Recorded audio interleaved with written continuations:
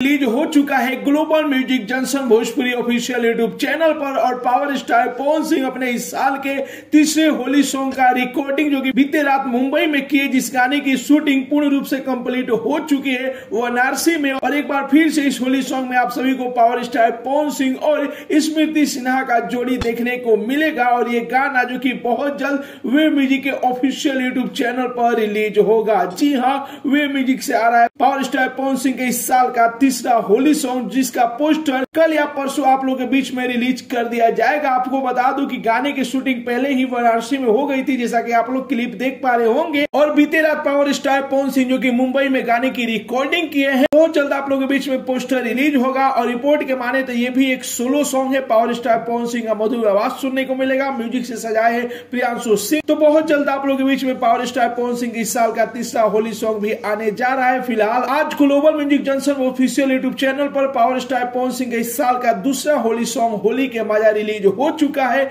नहीं देखे आप लोग तो जाके जरूर ही देखिए, बहुत ही शानदार लाजवाब धमाकेदार होली वीडियो है, आपका दिल खुश हो जाएगा। यदि देख लिए तो आप लोगों को वीडियो कैसा लगा अपना राय जरूर ही कमेंट बॉक्स में बता सकते हैं। मिलते अगले वीडियो में एक नया न्यूज के साथ, तब तक के लिए बाय बाय, टेक केयर, जय हिंद।